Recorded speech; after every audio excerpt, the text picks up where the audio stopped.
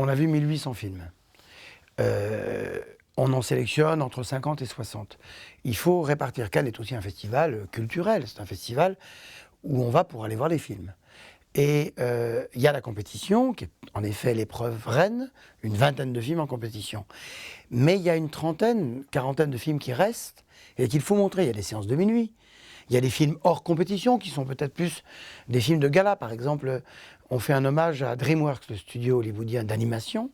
Donc c'est du hors compétition parce qu'un film d'animation, pour la compétition, ça n'aurait pas de sens même pour le jury.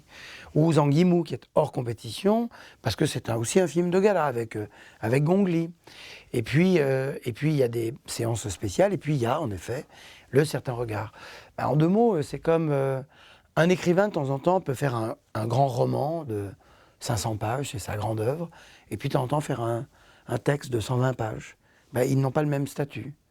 Il ne sera pas en vitrine, le petit roman. Il faudra le chercher un petit peu en bas, dans certains rayons de la librairie. C'est un peu ça pour les grands cinéastes. Par exemple, Wim Wenders, qui est beaucoup venu en compétition, qui a gagné la Palme d'Or, Paris, Texas, qu'on va d'ailleurs remontrer en copie restaurée pendant le Festival de Cannes.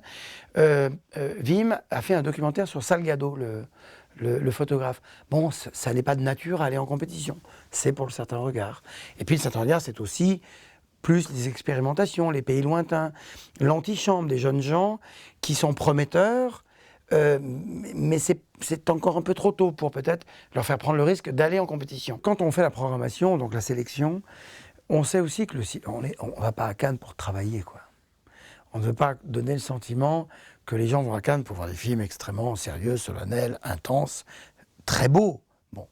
Mais ça ne serait pas suffisant. Le cinéma est aussi un spectacle, c'est aussi un plaisir. Donc les films de minuit, la programmation du cinéma de la plage, par exemple, tout ça c'est fait pour que aussi de temps en temps on ait envie de voir un bon petit film d'action, dont on sait bien que son niveau de mise en scène, son appréhension des choses ne lui permettrait pas de figurer en compétition. C'est à ça que ça sert, les séances de minuit.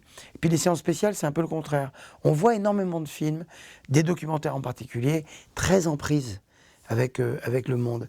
Et souvent très passionnants, avec beaucoup moins d'enjeux esthétiques. Donc c'est pas non plus des films qui pourraient figurer ailleurs, mais par contre, souvenez-vous, on a montré des films formidables comme Tous au Larzac, Inside Job, qui sont en plus des films géniaux, même sur le plan cinéma. Mais tout à coup, Les Invisibles, mais tout à coup, on les découvre ailleurs. Il faut un peu qu'on regarde cette liste. Là, on part à l'aventure aussi, en voyant ces films, qui sont des documentaires. Il y a un documentaire formidable de Oussama Mohamed sur la Syrie.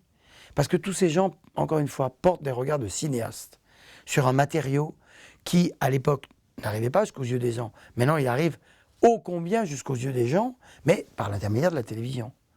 Eh bien, le cinéma est quand même là pour filtrer, analyser, interpréter, rendre un peu les choses différentes et doter d'un regard particulier qui est celui d'un artiste.